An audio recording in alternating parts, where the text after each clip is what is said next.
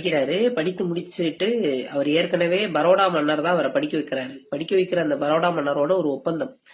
படித்து முடிச்சுட்டு அங்க வந்து பணி செய்யறதாக அவருக்கு ஒப்பந்தம். அந்த ஒப்பந்தத்தை நிறைவேற்றுவதற்காக அவர் வந்து பரோடால வந்து தங்க வர்றாரு.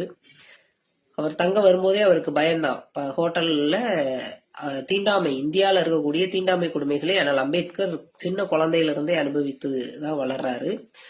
அவர் வந்து இப்போ இந்த ஸ்டேட்மெண்ட்ல வந்து அவர் அமெரிக்காவில போய் படிச்சுட்டு வந்த ஒரு மனிதர். அப்ப கூட அவர் வந்து அவருடைய புரிதலின் அடிப்படையில பார்சிகள் வந்து தீண்டாமையை கடைபிடிக்க மாட்டாங்க அப்படிங்கிற ஒரு நம்பிக்கையில பார்சி இனத்தை சார்ந்தவர் வந்து நடத்தக்கூடிய ஒரு ஹோட்டல்ல போய் தங்குறாரு. அங்க இருக்கக்கூடிய அவர் மகர் இனத்தை சார்ந்தவர், தீண்டப்படாத வகுப்பை சார்ந்தவர் தெரிஞ்சதுக்கு அப்புறமா அவர் அவமானப்படுத்தப்படுறாரு. உயிரை கையில பிடிச்சிட்டு ஓடினதாக தான் அவர் வந்து பதிவு செய்யறாரு. 11 நாட்களுக்கு மேல அவர்